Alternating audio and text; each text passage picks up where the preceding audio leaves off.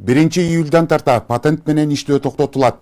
Анын ордуна контролдук кассалык машиналарды, электрондук коштомо кагаздарды, электрондук эсеп фактуралар киргизилет. Учурда жаңы система боюнча ишкерлерге маалыматтар жеткирилип, түшүндүрүү иштери күчөтүлгөн.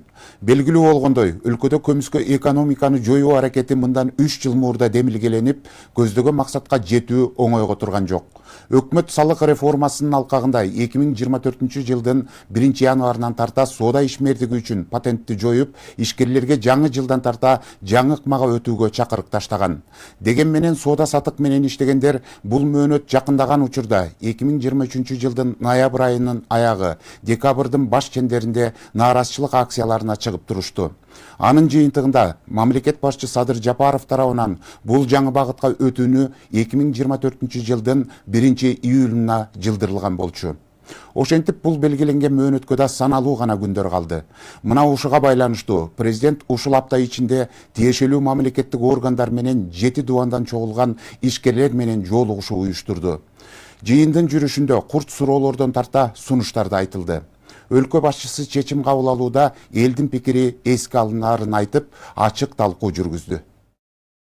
Биздики только кнут, эч ким бизге пряник берген жок.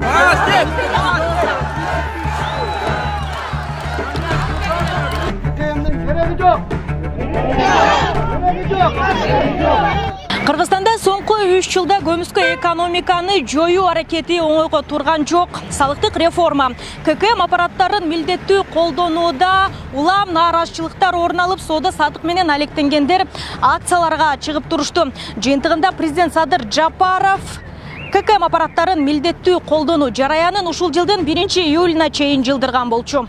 Патент бизге удобный. Салыкчылар өзүнө даяр. Кредит алып төлөдүм, ушул туурабы?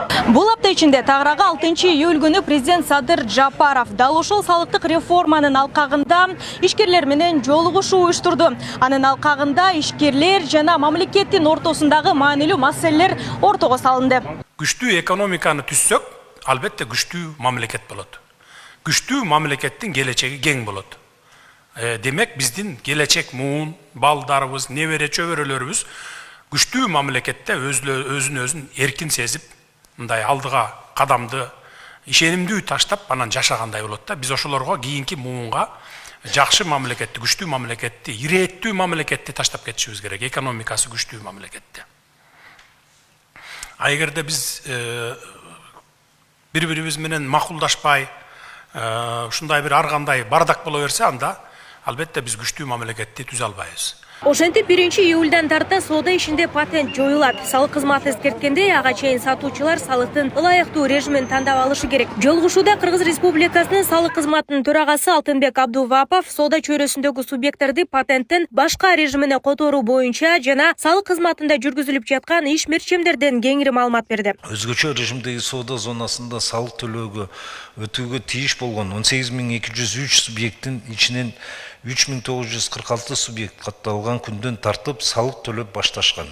12354 субъект 2024 жылдын 1 июлунан тартып салык төлөөгө арыз беришкен.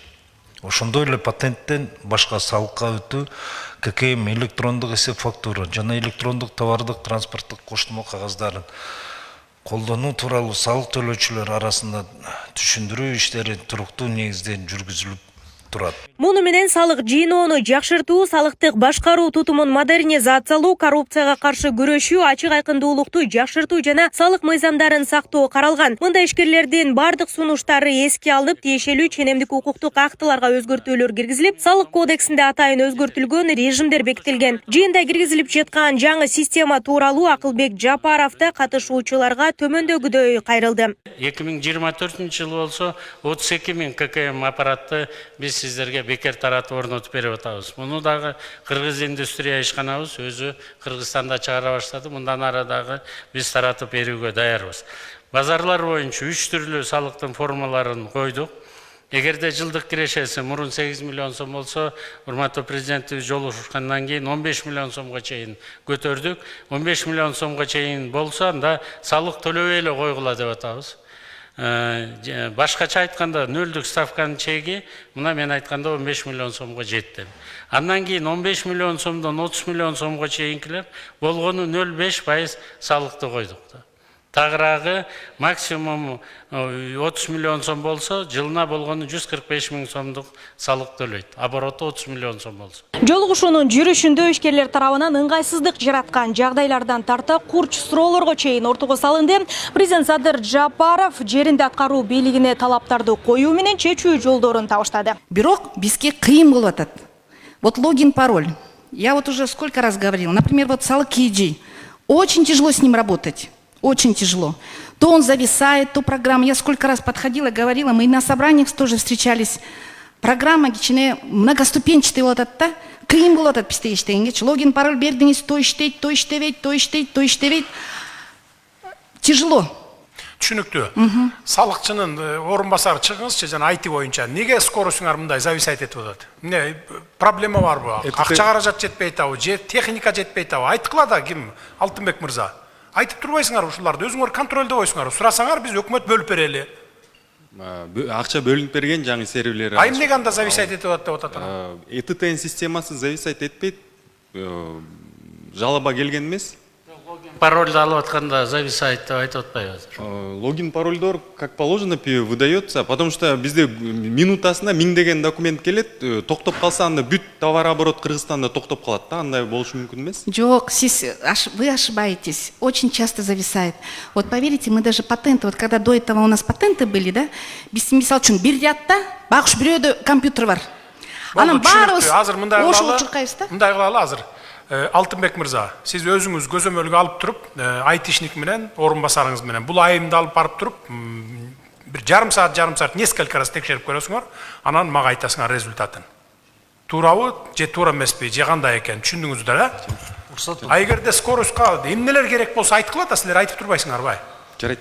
Ойлоруңарды ачык айткыла. Мен атайы чогултуп атам, мына мен арбитр болушум керек да. Эгерде өкмөт чындап эле предпринимательдерди, ишкерлерди кыйнап баратса, анда биз жеңилдетишибиз керек, ошол жолун карашыбыз керек.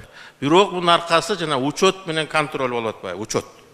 Анан учеттон жанагындай мына сразу эле түшүп атпайбы биздин казынагачы, мамлекеттен. Анан ошонун аркасында бизде туура түшүндүргүзүп, биз учетун берели, анан кийин 0,1% деген эми жок да ишерде. Ушу тегерек четтин баары стихийный торговля, араба кештер ичинде месталарга такыр кирбейт. Акча төлөгүсү келбейт, жана налог төлөгүсү келбейт. Ушуларды бир тартипке келтирип, биздин ошпаздардын өзүнүн союзуна колдоп берсеңиздер болот эле. То есть мен мисалы розничный торговляда отурам, розничный жөнүндө көп нерсеси жок экен, в основном касается оптовый экспорт экен. Ошо боюнча бир суроо бар эле, кичине ошо ЭТТН системасын чуть-чуть упрощенный кылып койсо, аябай жакшы болмок эле, жана кассовый аппараттык не кылыпчы. Апаларыбыз, эжелерибиз ЭТТН эмес, счет фактураны жазганды билбеген соң, ошол электрондук складка товар киргизиш көйгөй жаратып атат.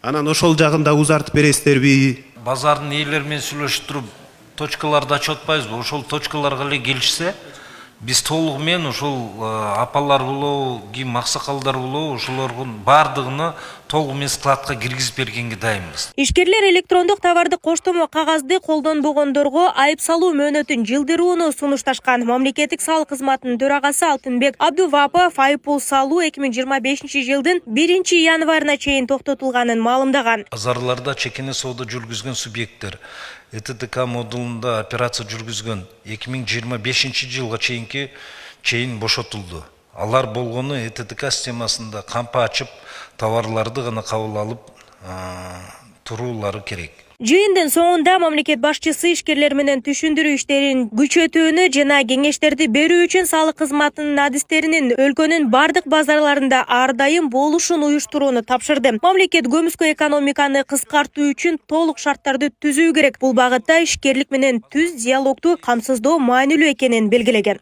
Анан биринен баштап бул системаны киргизгенден кийин карап турабыз биз дагы. Мен арбитр болуп беремин. Эгерде ошончолук эле кыйынчылык болуп баратса, анда башка чечимдерди сиздер менен макулдашып туруп анан кабыл алабыз.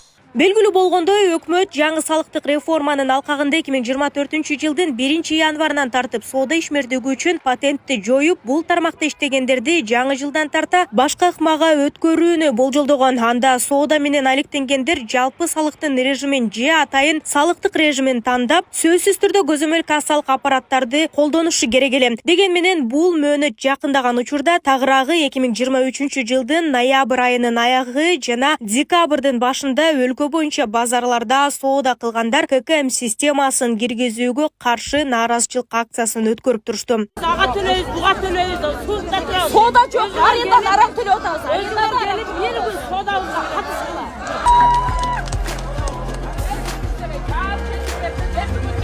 Бүгүнчө жалбаса башка күнгө чейин эч иштемей жок.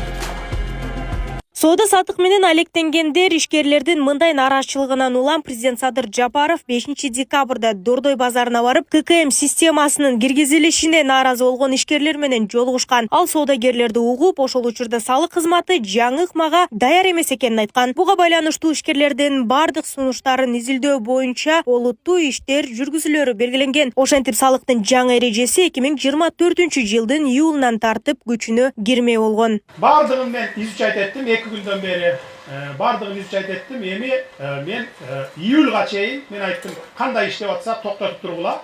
Ушул бойдон иштеп турсун дедим. Анткени салыкчыларыбыз өзүлөрү даяр эмес экен бүгүн.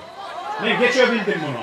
Белгилесек, бул чара ачык айкындуулукту жогорулатууга, салык төлөөдөн качууга бөгөт коюуга багытталган. Эске салсак, салыктын бул жаңы системасы жылдык жүгүртүүсү 15 миллион сомдон ашпаган ишкерлерге тиешеси жок экени кабарланган. Нурзада Сыдыкова, Замирбек Тойчубаев, Күндөмөт жыйынтык программасы үчүн.